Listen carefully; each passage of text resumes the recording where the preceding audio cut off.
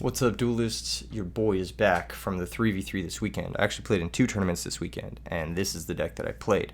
Speaking of tournaments, RBET Maryland is this weekend. Over 200 players have already signed up. It's going to be one of the highest profile Edison format tournaments all year, if not the most competitive. So if you want to come play, you have a week, figure it out. Sign-ups are in the description below. Pull up, it's going to be lit. Anyway, onto the deck, onto the explanation, onto the video, why you guys are here, why you guys have subscribed. This weekend I played in a 3v3 with my friends No Fun and Monster Gamer. I played this control deck you see in front of you. It looks like a fairy deck. I assure you, it is not. It is not a fairy deck. We will get into that shortly. But yes, this deck felt very, very strong. I put a lot of effort into it and a lot of effort into the sideboard plans. I'm going to give you a comprehensive deck guide on how to play this against most of the popular decks. The other stuff, I'll give you some tips and stuff. But yeah, I'm going to explain the deck building criteria. I'm going to explain how the deck works, how the deck functions. And I'm going to explain how I feel about it and how I feel about it moving forward. Anyway, let's get into it. Let's just get right into it. All right, so this is a 3-layer control deck. It's a deck that uses floodgate monsters, so monsters that have interactive effects. And it also uses hand traps like Herald of Orange Light, Honest, and Gores.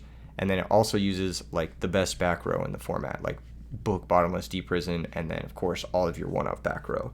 So the point of this deck is to set up a situation where you have 3 layers of interaction. You have a really annoying monster for the opponent to deal with, whether that's Warrior Lady, Thunder King, Kaiku, Banisher, whatever.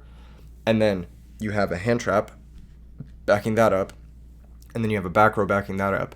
And then your opponent has to spend a lot of variable resources just to get through that situation, all the while you are pressuring them, all the while you are attacking them with high attack point monsters. And this setup can be made as soon as turn 1, going first. It can be made just way quicker than trying to special summon Christia, and so that's why I moved away from Christia for this build entirely. So let's get into the deck building criteria. Here it is, 3-layer control deck building criteria. I wanted a minimum of 14 normal summons. That gives you a 95% chance of opening 1 and a 70% chance of opening 2 if you have 14. Now, if you have more than that, obviously your numbers are going to go up. So in this deck, you'll notice 1, 2, 3, 4, 5, 6, 7, 8, 9, 10, 11, 12, 13, 14, 15. Technically, Cyber Valley can be counted as a 16th, which is fine, but Cyber Valley can't really attack. So I'm kind of keeping it in that like 15.5 range. So this is a solid number. I think this is exactly the right number of normal summons. You'll notice that I have hand traps, I have special summons, but they don't factor into this ratio. I think it gives you the most consistent deck. A lot of this deck is going to be numbers game, so if you're not a big percentages person, just bear with me for the first half of this video. All right, the next thing is minimum 14 Herald of Light, Orange Light conversions. So Herald of Orange Light is one of the most powerful cards in the format. It's a hand trap. There are not that many hand traps in Edison format, and it's one of the best ways to protect floodgates like Kaiku. So when you summon Kaiku versus a lot of decks, like Blackwings, for example, and we'll get into this more later, they can't really get over it unless they have specifically Sirocco, or they have specifically Collude or Gale. So if they go for Collude or Gale, you have Herald of Orange Light to interact with that, and then it buys you a huge amount of tempo, and then on top of that, it gets you a 2 for 2. So that's really, really strong. If they have Gale, it's a 2 for 1, and if they were able to special the Gale, it's even worse, but Gale's a 1-of, so there's that. Herald of Orange Light can also protect your Thunder Kings. It can't technically protect Banisher, but it's still one of the best cards in the format.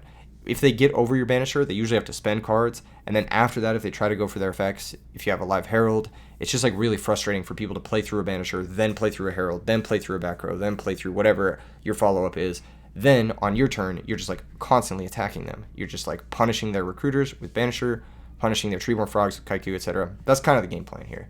And Herald is one of the best cards at setting up that 3rd layer, right? It's the best hand trap. I wouldn't want to play DD Crow in the main because DD Crow just doesn't really have the same effect and the same impact early on. DD Crow is a good hand trap for decks that are specifically trying to abuse the graveyard early, or for decks that have late game graveyard payoff, but early on, Herald of Orange Light is probably the best hand trap in the format next to Honest and Collude. All right, moving on. Minimum 14 Herald conversions. So since we are playing Herald, we want to have at least 14 other ways to convert that Herald in the main deck so that we have a 94% chance of opening 1 and a 70% chance of opening 2. So let's say we open with these 12 fairies. Like, that's our 1 herald, right? We're not going to count that towards the conversions because that is the card we need to convert, right? So there's 12 other fairies. So that makes 12 conversions, and then brain control plus mind control brings it up to that magic number of 14 different herald conversions. So going first, or going second, if you open up with herald, it is a little bit different because you only have the first 5 cards, but even with 5 cards, you have a 90% chance of opening a herald conversion in your opening hand. That you can, I guess, technically not brain control, mind control. That would be once you get to the 6. All right, let's take it down a bit. Even with 12 fairies, you have 85% chance of opening herald with another fairy when you open it. So that's pretty strong. I actually think the numbers change too because herald counts as one of the cards you opened. But it's all basically going second. You have a 90% chance. Let's say you have 5 cards other than the herald, right? You have a 90% chance of opening a herald conversion, which is really, really good. That's like the magic number that I was aiming for. I didn't want less than 90% of the 90% of the time the herald being dead. I don't know why 90%. It just sounds clean. It's arbitrary. It's all fucking arbitrary. But I think 9 out of 10 times herald is going to be live in your opening hand when you draw it, and that sounds good to me. All right, moving on. 0 bricks and garnets. So I tried my best to remove all the garnets from this deck and all the bricks from this deck.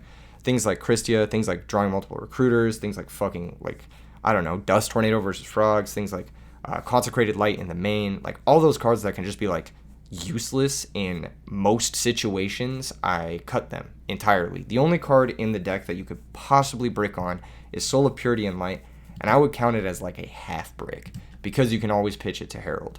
So it's like, in my opinion, kind of a half brick, but it is the one card that you can like brick on. If you draw it, you can't play it turn 1, and that's it. Every other card in the deck is actionable. So you always have a really, really large amount of options at your disposal. You can have up to 5, 6, 7 different options depending on how long the game has gone, how many turns of draw go you've played. Since this is a control deck, you can play draw go, and you do have inevitability, and I'll get into that in a minute. But this is the only card that you can draw that's going to be dead in your opening hand, and usually it doesn't take much to make this card live. It usually takes like 1 or 2 turns for it to be live.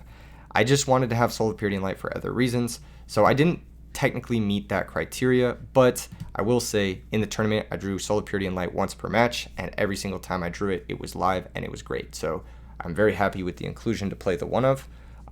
And yeah, no, it's just a really, really good card versus a lot of the top decks, and it's a really, really good card at applying compound pressure, especially when you have things like Banisher the Radiance in play. All right, moving on. Auto win cards versus the most popular decks. I don't know if I accomplished this so much, especially versus Blackwings. I think this is where I kind of fell short. I don't really have any auto win cards versus Blackwings, and that's tough, right? Because the only auto win card versus Blackwings is Consecrated Light plus defense, and that's not even one auto win card. That is an auto win card plus a specific criteria you have to meet. And I decided to move away from that, even though Consecrated Light is tutorable. With my sideboarding plan, it just isn't as tutorable as you would think. And on top of that, they're going to be bringing in deck dev. They're going to be bringing in outs to Consecrated Light. I just wanted to not really think about that, and I just wanted to outplay all my Blackwing opponents and hopefully just beat them in a fair game, which this deck can do. I think it has a pretty good Blackwing matchup as it stands, but I definitely forego the auto win versus Blackwings.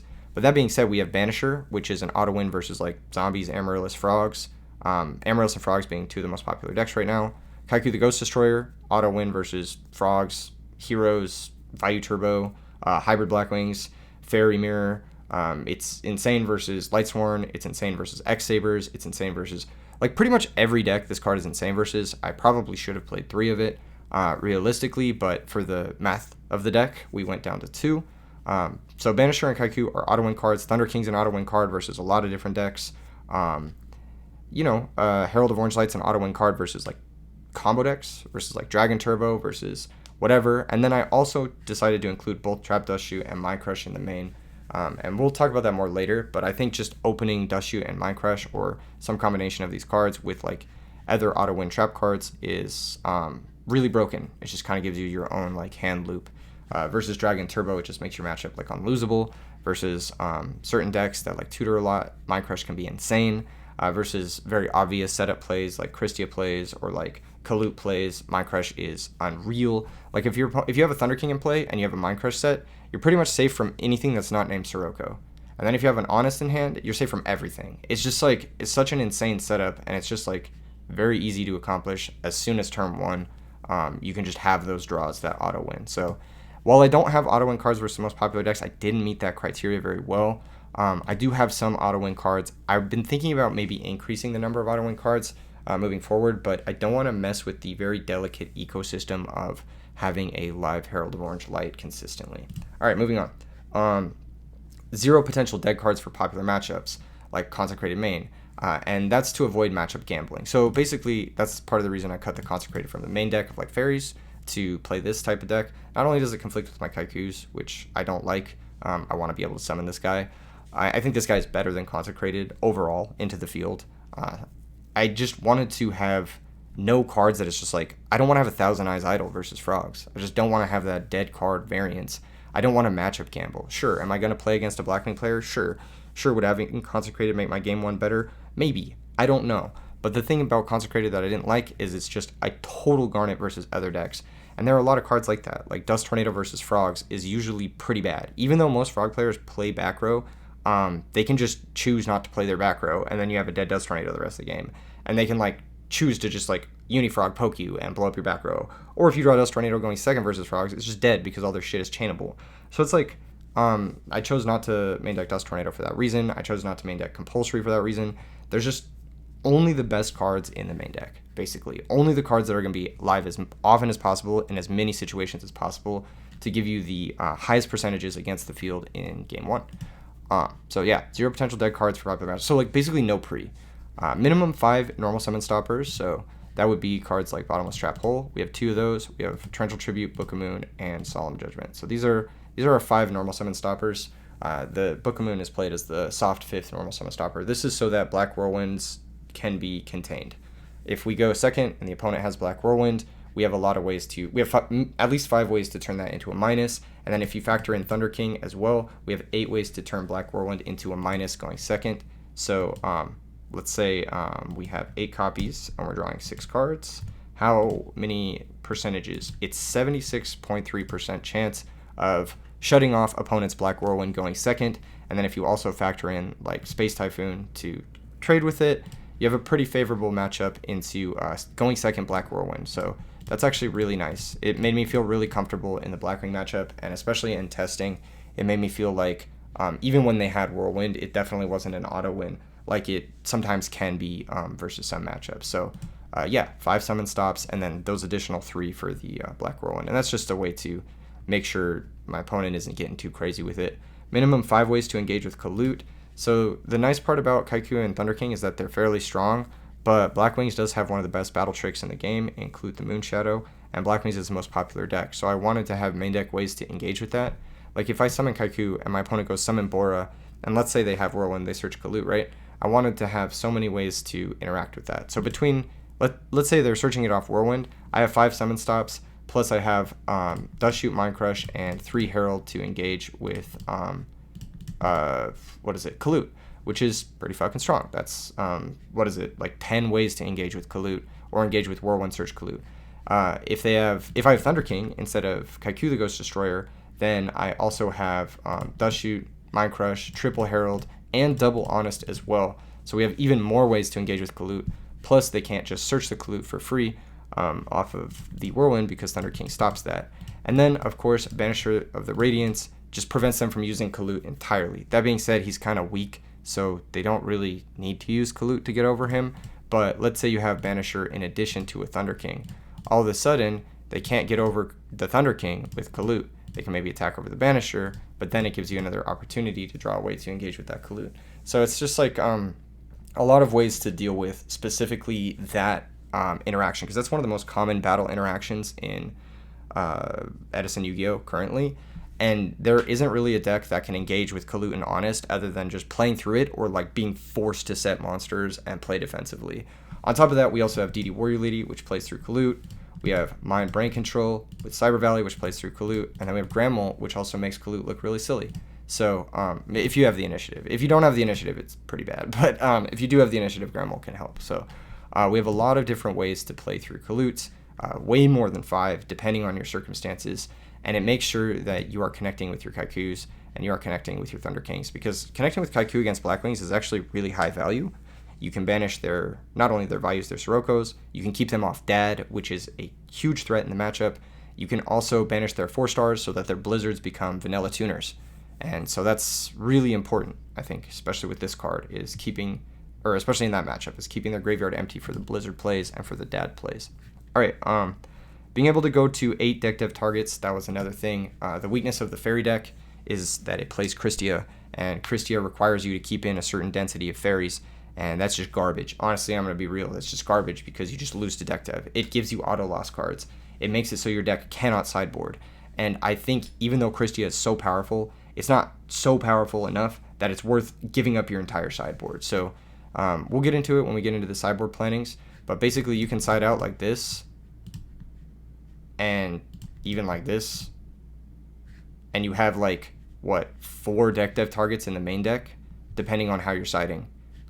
So yeah, you can side out pretty much any one of these cards. There's no like sacred cows that need to stay in the deck for numbers purposes. The only thing that I like to keep in the deck is I like to keep in usually 2 Shining Angel and then like 1 of each of the toolbox options. So like something like this I've done as well, siding out 1 Honest, 1 DD Warrior Lady, 1 Alchemist, and then 2 Shining Angels, which can grab the Herald, the Cyber Valley, the Alchemist, the Honest, or the Warrior Lady, depending on the circumstance that you need. It keeps your full toolbox live. So there's just a bunch of different ways you can side out all of your deck dev targets, and it depends on the matchup and depends on your opponent's build, but we'll get into the sideboard guide in a bit.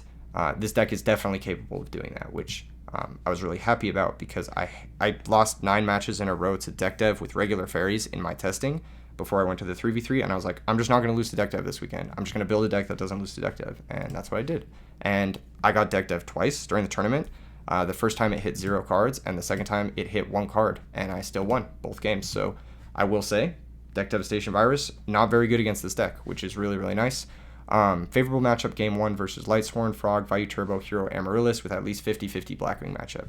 So if I'm being real, it's really, really hard to get an anti-meta deck of any kind to have a favorable Blackwing matchup without main decking like Consecrated and Sirocco. Anti-meta just inherently kind of struggles with Blackwings because their game plan is your game plan, but they have synergy on top of it. Whereas your game plan is their game plan, but you don't necessarily have that synergy. You have unique interaction, but you don't have the same level of synergy as Dad Whirlwind, basically. Those are like 2 like crazy synergy cards that you're just not going to have in an anti-meta deck.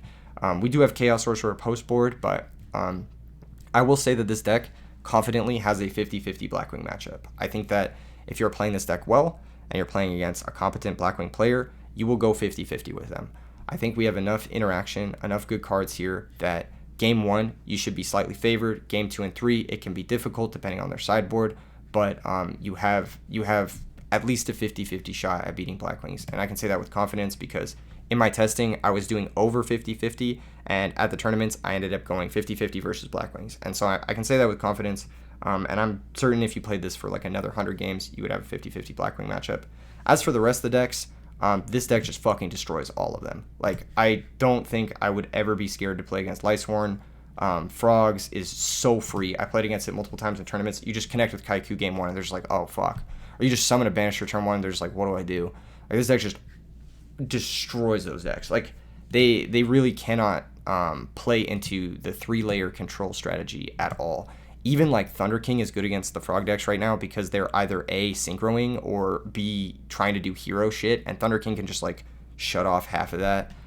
So that's really nice. It shuts off their junk synchron plays as well. Normally, Thunder King's weakness is it was kind of bad against Frogs, but the way everyone's building Frogs now, it's like actually pretty good.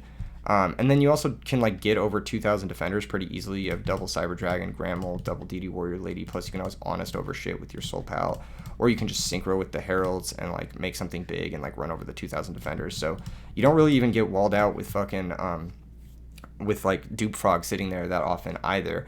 And then on top of that, this deck has like insane high number ways to play into a Dupe block. You've got Brain Mind Book, you've got Torrential, you've got fucking Cyber Dragon plus Herald of Orange, make Black Rose if you absolutely have to. You've got Normal Summon Banisher turn 1, which stops them from ever even going for it. You've got fucking Does Shoot Mind Crush, which stops them from ever even going for it. You've got Solemn, which stops them from ever even going for it. You've got there's just so many ways to like interact with Dupe Block that you just don't really care. And then the nice part about it is like the Frog decks now are playing like Salvage and shit. Most of the ways you interact with it banishes their cards, so they just have these dead salvages and dead avarices. It's so fucking nice. And then on top of that, Value Turbo, free as fuck matchup. Like this deck is like the anti-Value Turbo deck. I played against it a bunch in testing. I didn't even drop a game. Like you honestly don't even need to sideboard. You should because of deck dev, but it's just unreal. That deck cannot beat. Oh, what the fuck? Of course I'm gonna timeout, dude. Inactivity. Oh my gosh, these guys. But yeah, this deck makes Value Turbo look like a tier 3 deck, which is really nice because that deck's pretty popular. It's not as popular as it was maybe a few months ago when it was had a hot streak in the tournaments. But even look at this hand. Look at this hand. This hand's gasoline. Oh, 6 card. Oh my gosh. It's kind of an all monster hand, but yeah, no, the deck just draws pretty clean. And Herald kind of helps you keep those all monster hands like chilling and vibing. Yeah, let's move on. Great matchup against Value Turbo. Great matchup against Amaryllis. You've got Kaiku and Banisher in the main. DD Warrior Lady can just make Titanial invalidated. Honest makes Titanial invalidated. Herald invalidates all that other shit. You got Book and Typhoon to help play through Mark of the Rose. You got Mind Crush to stop the hidden armory shit. You got Trap Dushu, which is like chainable. You got some chainable back rows. You got all the good shit. Bottomless Torrential Mirror Force. It's stopping them. Thunder King is good pressure versus that deck. This deck just beats up on Amaryllis, if we're being real. Like, Normal Summon Banisher just beats that deck. Normal Summon Kaiku beats that deck, and you have 4 of them, so it's just going to happen. You have, like, too many powerful options in that matchup. The one matchup that I did not really prepare enough for was probably Diva Hero. I think this deck does have a good Diva Hero matchup, but I did not get a chance to test it before the tournament. So I don't know. It's all theoretical, and I just kind of just went into the tournament with as much preparation as I could have. So, yeah, it does. I'm not sure how it does against Diva Hero. I haven't tested it enough, but I am confident in all the other matchups. I think it beats the shit out of Lightsworn, Frog, Value Turbo, Amaryllis, and I think it's 50-50 with Black Wings. Diva Hero, I'm gonna have to test it more. I just didn't get a chance to before the tournament. And then there's a few additional things. I just additionally wanted to reduce my weaknesses to Floodgates. So like Imperial Iron Wall is pretty strong against deck like this. Even though it's like more of a rogue Floodgate, Black Wings can play it, especially the 6-drop Black Wings. And it's just pretty tough against this deck. I think in the future I need to do more to decrease my weakness to that card specifically. Maximize going second cards. So like Cyber Dragon's a good going second card. Anything that attacks like Banisher and just gets really strong value out of that battle phase that you gain going second. Because Yu-Gi-Oh is supposed to be balanced, right? It's supposed to be you go first, you get a draw, and you get to play your cards first. You go second, you get to attack first. This deck really capitalizes off of the fact that it gets to attack first, both with the Cyber Dragons, the Banishers, but also with things like Thunder King running over like Goblin Zombie, Sangan, whatever. Attack with DD Warrior Lady. This deck attacks very well. Dimensional Alchemist attacks very well. Kaiku can even attack very well if your opponent goes like Swap Frog, bounce it, pass, you summon Kaiku, you banish their Treeborn. All of a sudden their deck is just shut off. Like they can't fucking play the game. It's like have Battle Fader or lose, which is hilarious. And then if you have Kaiku Herald, you just win game 1. It's like the fucking 3-card OTK versus Frogs. It's so nice. So yeah, this deck does really well going second. That's something I'm pretty confident in saying. And then improve the less popular matchups like Machina, Fairy, Glad, Dragon, Turbo, Zombies, Quick Draw, and Norlaris. These were the other decks that I was like scared of. Not scared of, but just like I had on my radar. Like, okay, I can play into these decks fairly decently. But if you look at these decks, like Fairy, invalidated by Kaiku, invalidated by Banisher. You summon Banisher versus Fairies. If they don't have DD Warrior Lady, they just fucking lose. Glads, you can just Thunder King Glads to death. Glads is a bit of a 50-50 matchup situation because they can always like Secutor into like some crazy shit. And that can just happen to anyone. So it's a scary matchup. But I felt pretty confident into it because our monsters are strong and our interaction is layered. That being said, I did end up citing my 15th card for Glads, which we'll get into in a second, and I'm not sure if I should have done that. Dragon Turbo, felt pretty confident in that matchup. Like, we have a lot of Floodgate monsters that they have to out, we have a lot of back row that they have to out, we even have main deck Mind Crush, and then we have Herald and Honest on top of it, so like even if they do go for a kill, they have to have so many different things. They have to have way more than 6 cards just to kill you, and they end with a 6-card hand, so it's just not possible for them to pull that off. Zombies, I felt good about. I felt very good about. Main deck Banisher, Kaiku, Thunder King, just very, very easy against zombies. Quick Draw, I felt bad about. I did play against Quick Draw a bit before going into the tournament, and I lost to it a bunch. And I think this deck has a bad Quick Draw matchup, like objectively. I think cutting Christia versus Quick Draw is the one matchup where you would rather not do that. They're the matchup that can't deck dev you. They're the matchup that can kind of like make you feel really bad for having a bunch of normal summon like stun guys, because they have like a lot of ways to invalidate these cards. And then they, on top of that, they have a shitload of spot removal, which can be pretty tricky to play through. It's not an unwinnable matchup, but I did lose. Like, I played against it 3 times before going to the tournament, and I lost 2 of those times. And I felt like the matchup was pretty challenging. So, food for thought on that matchup specifically. I think it's fine. Quick Draw's not that popular. It's just the sideboard makes it a lot better. You get Knock, you get Crows and shit. I did side the Crows because of the fear of Quick Draw, basically, but we'll get into that in a bit.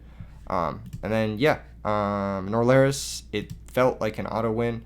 Going second or first, we have 5 hand traps that stop Phantom of Chaos. We have Banisher, Kaiku, which stop Phantom of Chaos. And if they can't Phantom of Chaos, their deck is just a Turbo Value Turbo deck with no back row, and we fucking destroy Value Turbo even with back row. So, I was just not worried about it at all.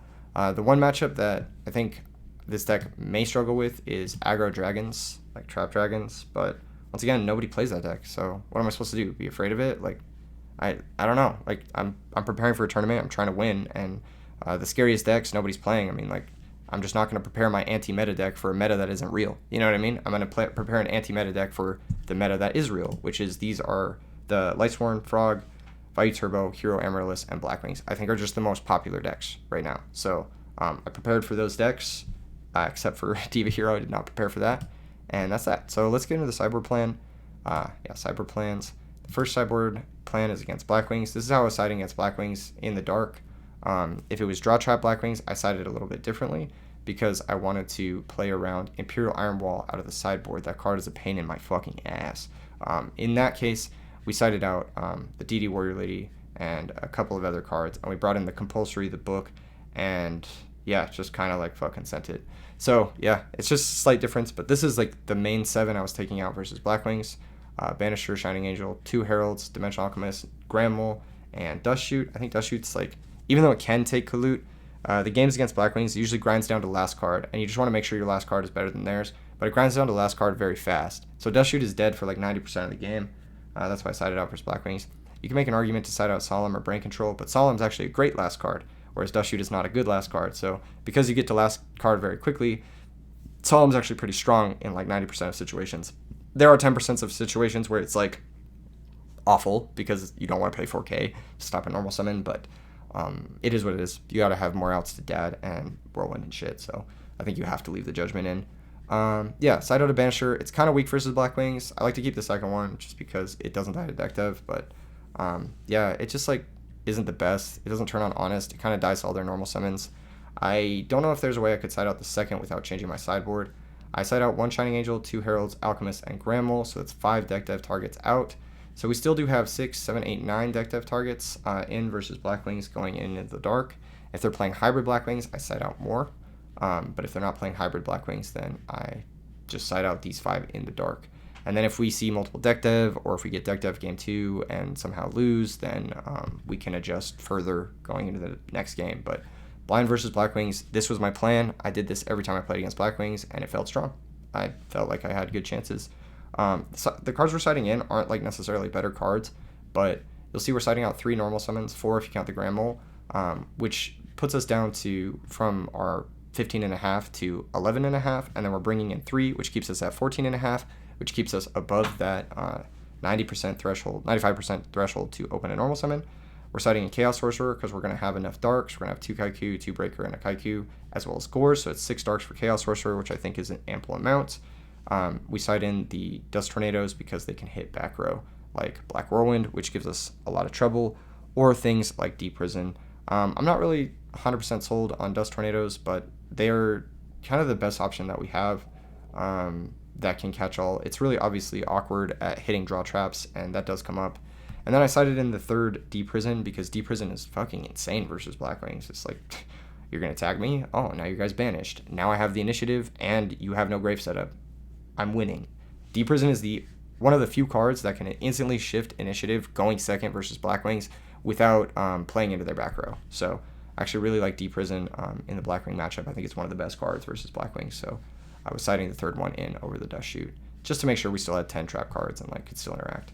I think Mind Crush is still good because if you can secure a position, you can just name the card you lose to, and then you win in that matchup. Because, like I said, you trade down to low cards, and Mind Crush can be good even in low card situations at naming Kalut, Blizzard, Dad, whatever the fuck you lose to. And then if they have a card you don't lose to, then you just win the situation and you win the game. So it's kind of a checkmate card. I do think it is still good to leave in versus Blackwings, but you can make arguments not to. My sideboard versus Frogs looks like this. So I was siding out 1 Shining Angel, 1 Alchemist, 1 Granmole, 1 Thunder King, Heavy Storm, and Space Typhoon. 2 DD Crows, Kaiku, double Pulling the Rug, and Oppression come in. So this was like kind of my in the dark Frogs. Like if I only saw Frogs game 1, or if I like Kaiku'd them game 1 and they conceded after their Treeborn gets banished, something like that.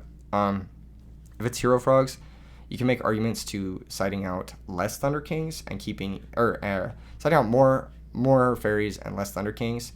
If it's like the fucking Fishborg Frogs, you can make an argument to actually siding out a second Thunder King and keeping in stuff that like Herald is good, keeps your Herald live. Versus some Frog decks, you can argue Granmole's decent, but I think this is like a solid catch-all. You could bring in Chaos Sorcerer, you could bring in Compulsory, you could bring in Dust Tornadoes depending on their build, but usually I just like these 6 cards. 2 DD Crows, Kaiku, make sure that they never have a Treeborn Frog to work with, so they're just playing a fair game versus you, and you're going to out-fair game them every single time. It gives you basically 7 ways to banish Treeborn, not counting Warrior Lady, not counting Mind Control on it, plus Cyber Valley.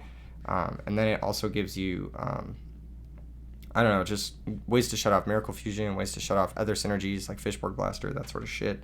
So I think just like having 7 ways to attack the graveyard makes it very consistent. And then 2 Pulling the Rug because it's like the best tempo flip in the Frog matchup. Like sometimes they go first and they just send Treeborn. You don't have a way to banish it. And so if you set a Rug, you immediately get the tempo back. It's one of the best cards against Frogs because it stops Junk Synchron and it stops Ryza, so it stops their Monarch play and it stops their Synchro play. It also stops their starter play. Swap Frog, I had a game where my opponent, I banished one Treeborn Frog, and then I Dust Shooted him, so I knew his hand, and I was like, I can just like Pulling the Rug his Swap Frog, and then he can't play the game. And I did that, and he couldn't play the game, and I beat him. So there's that. And then Royal Oppression, just because it stops Substitute. Against some builds, you don't bring it in, but it's pretty good against the hero build because they have Junk Synchron, they have Miracle Fusion, they have a whole bunch of ways to special summon, at least 9. So Oppression, shutting off 9 cards is pretty fucking strong, even more if they play Battle Fader. So that's my sideboard plan versus Frogs. Then my sideboard plan versus Value Turbo is to cut Shining Angel, double Herald, Alchemist, 1 Warrior Lady, 1 Thunder King, 1 Book of Moon, and 1 Call of the Haunted, and then bring in these 7 cards. Now, I'm not really sold on this sideboarding pattern. You could even side less versus Value Turbo. Like, you could not side out the Thunder King, and you could, like, not side in Chaos Sorcerer, something like that. It's totally fine, too. But I think that this was just what was working for me in testing, and I think it's, like, pretty consistent. Herald of Orange is fine versus Value Turbo, but it doesn't really matter if you can just, like, kind of summon a Kaiku, and they can't really beat it. Like, Kaiku plus back row just beats that deck.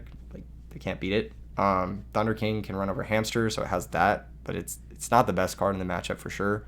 I just wanted to side down on stuff that dies to deck dev because they're 100% going to bring in deck dev versus you. So Herald of Orange Light being the most committal of the cards in the deck, and also being the weakest if we were to side out other cards that died to deck dev. It usually is the first card that gets sided out in almost every single matchup that's going to deck dev you. So yeah, these are the most popular 3 decks as of the recording of this video. I can definitely see Amaryllis rising to that 3rd place slot very soon. I actually think Amaryllis is slated in a better position in the metagame than Value Turbo is. I think it's a better deck than Value Turbo is, and so I definitely expect to see Amaryllis take that 3rd place slot very soon. I think Nat's just kind of like solidified my opinion on Amaryllis. I think if we had a cheaper version of Amaryllis in paper, it would already be the 3rd place deck played. So yeah, that is something that I'm still working on a sideboard plan for, but basically hold on, I'll give you a brief guide. Your cards that suck in that matchup are the cards that kind of target, and your cards that don't suck are, cards that banish shit. Thunder King's not that great. You probably side low on Thunder King. Dimensional Alchemist, I usually side one out in almost every single matchup because it's just kind of like he's just a dude. He's like Recursion, but Recursion is weak when you just win the early game. So you can just cut him down to 1. You can go to Cyber Valley, Mind Brain in that if you want to. I like to cut down on Brain Control versus Amaryllis because if you have Brain Control versus Botanical Lion or Titanial, it's dead. Not saying that Botanical Lion is a good card, but usually they play it. So Mind Control, Brain Control, Cyber Valley are pretty weak in that matchup. You can leave in Cyber Valley Mind Control as a way to deal with Raikos, and you can leave in these 2 cards as a way to pressure Lilas, but I still think these 3 cards are pretty weak. And then in your sideboard, you have Kaiku, you have 2 Crows. Breaker's actually not that bad in the matchup. Dust Tornado's not that bad in the matchup, even though it does target. It can stop the DDR and shit. And then I actually don't think Royal Oppression's that bad either. You have a lot of good cards. Nock's not bad. Just depends on their build. Depends on what they're doing. If they're playing heavy Raikos or heavy set monsters, Nock is something to consider. If they're playing stuff like the hero package, then maybe you consider not bringing in the Nock. Maybe you consider bringing in, I don't know, Royal Oppression because it stops Future Fusion and stops Dandelion. If they're playing Quick Draw, then maybe consider Royal Oppression. If they're playing more of a beatdown plan, maybe consider Deprison. Even though it does die to Titanial, you can keep those Titanials banished pretty easily. You can keep them off the field pretty easily. So, yeah, I also don't hate leaving in Cyber Valley as a way to just like negate the battle phase, but it is a liability if they market the rose it. So you got to be really, really careful playing Cyber Valley in that matchup. That's why I like to side it out with these cards. Side out a couple of these, maybe one of these. So it's something that I think the 15th sideboard slot could be for. Like we could side like a Lightning Vortex or something for Amaryllis or a Needle Sealing, which would also improve the Frog matchup even beyond Auto Win, which is funny. But generally speaking, I think that Book of Moon is the best catch-all for the rogue decks that I was worried about. Because remember I said I'm like kind of worried about Glads, kind of worried about like decks like just trap stunning me and then going off like instant zombies. So I wanted a second Book of Moon in those instances. I'm not really sure if that's right though. I think Book of Moon's kind of low impact and you could probably do something better with this specific sideboard slot here. I ended up siding in the Book of Moon once across the tournament, but yeah. So let's get into the results. These were my results at the 3v3. Round 1, I took a loss to Diva Hero. I had a really difficult opening hand situation, and I'm going to give you guys this this dual puzzle. I'll show you my opening hand. So my opening hand actually did have Mind Crush, it did have Herald, and it did have Banisher. I also had Kaiku, Soul of Purity and Light, and a DD Warrior Lady.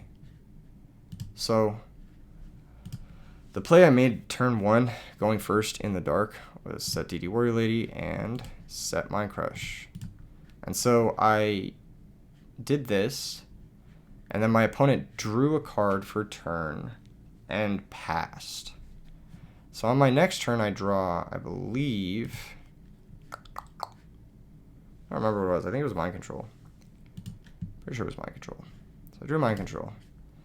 So now if you look at this hand, my opponent drew past. That usually says one of 2 things. It usually says Gores, or it says I don't have a great way to play into a turn 1 T set, but I do have an insane comeback hand with Brain Control. So those are the 2 most common things when your opponent goes draw pass. They either have Brain Control or draw pass into a T set. They usually have Brain Control or they have Gores. Those are the only 2 things. Either that or they bricked, which is crazy because I know my opponent. I knew my opponent round 1. I knew he was playing Diva Hero. I know what deck he plays because I've seen him on the RBET streams before, and I'm familiar with him as a player. So I knew he was playing Diva Hero, and I'm thinking, okay, it's either Brain Control or it's Gores. If I go normal summon Kaiku the Ghost Destroyer, let's say, and then I flip DD Warrior Lady, and I go attack, and he drops Gores, I'm pretty much forced to Herald it, right? So that's a pretty bad minus for me. But I do get a live Sopal, but then if he has Brain Control, he can take my DD Warrior Lady and just clear the Kaiku 2 for 1, and there goes all my pressure, and all he lost was 2 cards. So it's pretty bad. We get 2 for 1 twice into Gores if I have to Herald it. So if I'm going to flip my DD Warrior Lady and attack with both, then I need to Mind Crush Gores because Gores just puts me in a situation where like I have to 2 for 1 myself. And then my Mind Crush is potentially dead later on. Because like if next turn I want to use Mind Control and Soul of Purity and Light, and maybe even play my next card, my Mind Crush won't be live on the next turn because I'll have no cards in my hand. So it's almost 3 for 1ing myself by not Mind Crushing calling Gores. So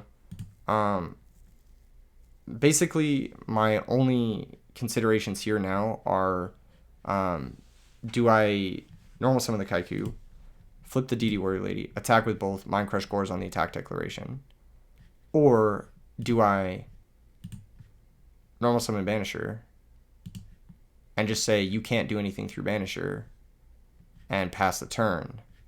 But now the issue with normal summon Banisher is if he has brain control, he just takes the Banisher and he sacks it for Kai's or synchros with it or whatever. And that's pretty bad. That puts me in a bad situation.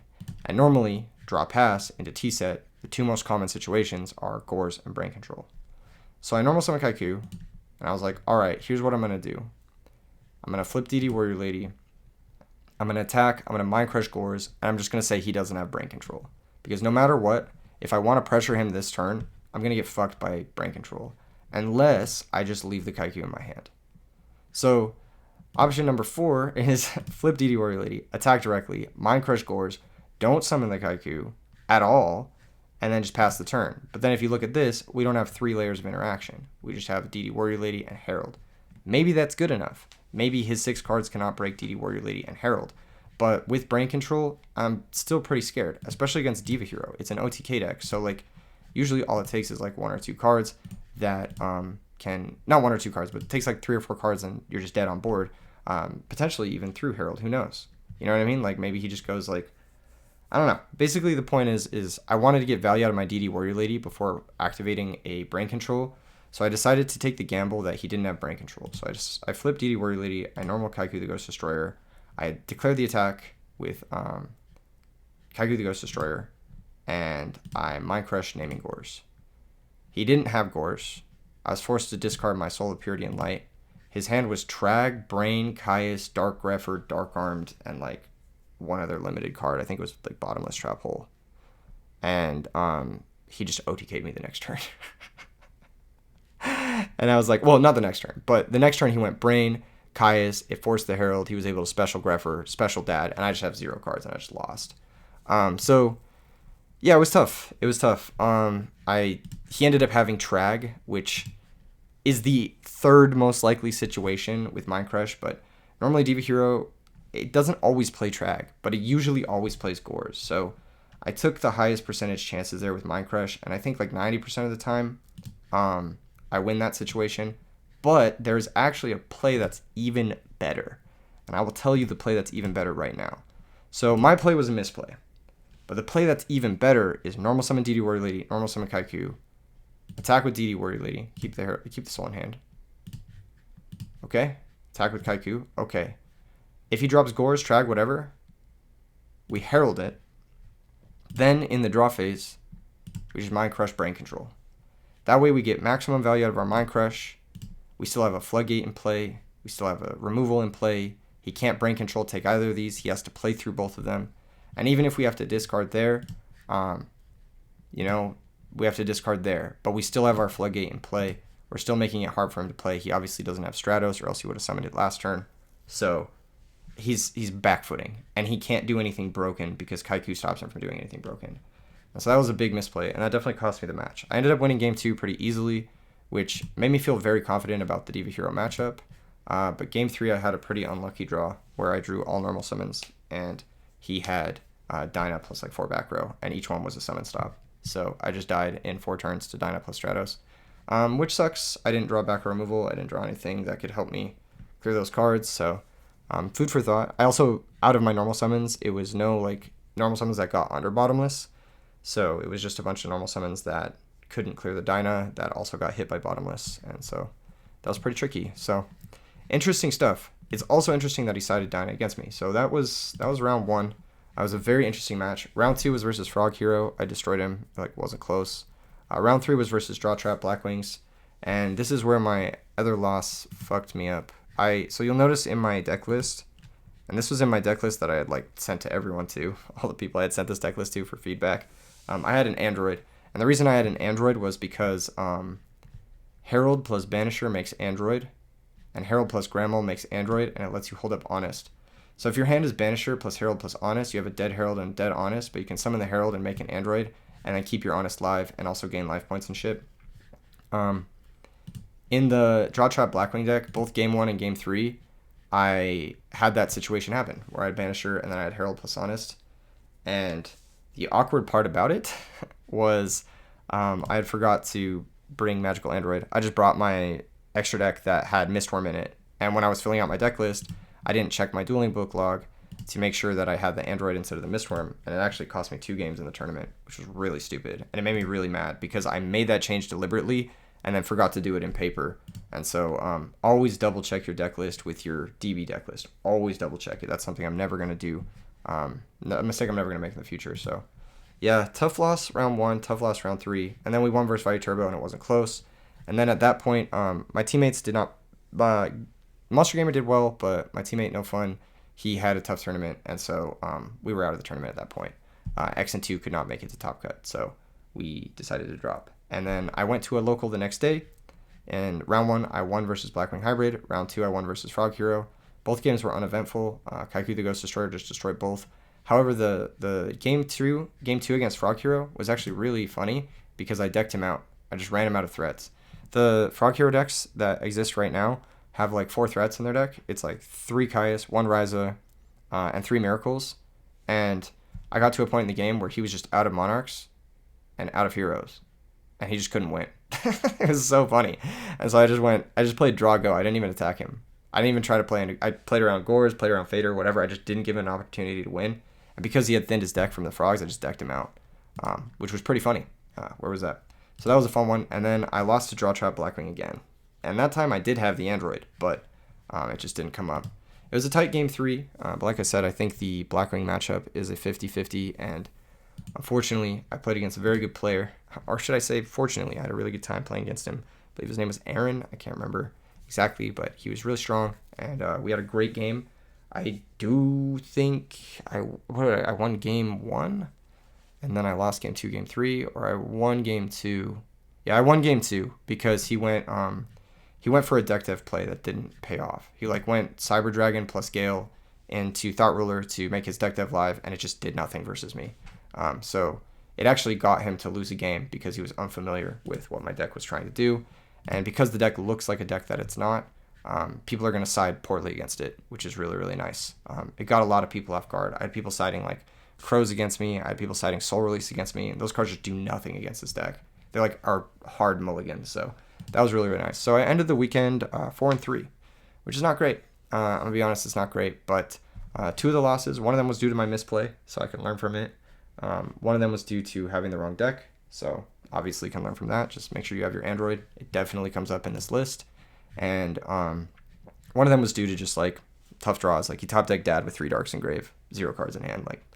Game 1, what can you do? That's it. It's just all right, sometimes it's gonna happen, and most you can do is learn from the match. And what I learned from the match is that the sort of, it's not really a smokescreen deck because you're not really siding into a different deck, but it is a deck that masquerades as a different deck because everyone expects a standard list. So many people expect a standard list that there's even a TCG player article written about fairies that says Archlord Christia should be in your fairy deck.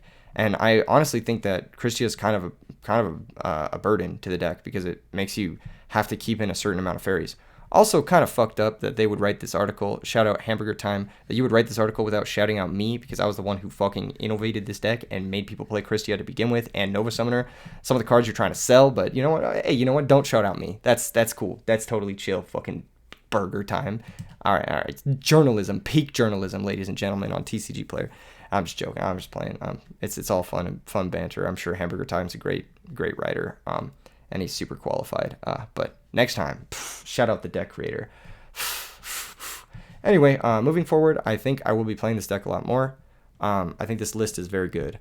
The big change I want to make, and I think that is what we'll talk about next, is the Book of Moon in the side. I want to cut it. I want to add something better. I want to add something more high impact.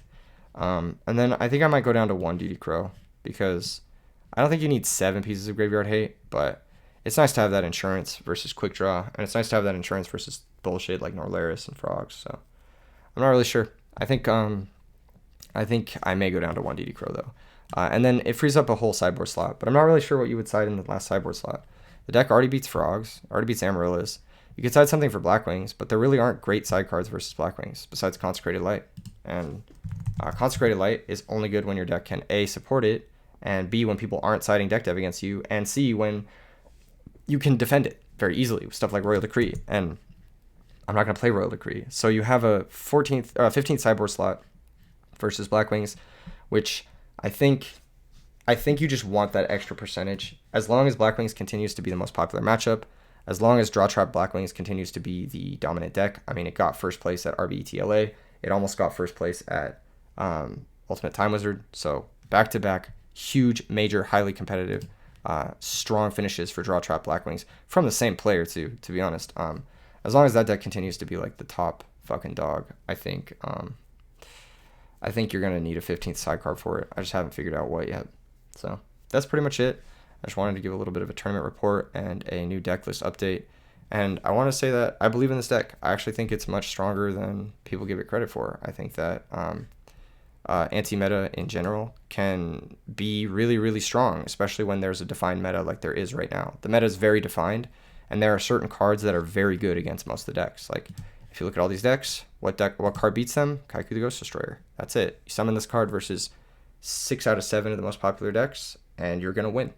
That's it. Hands down, you're just going to win. So, yeah. Build the best deck to connect with Kaiku, and you'll win tournaments, or you'll at least top them. And I'll see you guys in the next vid. Peace.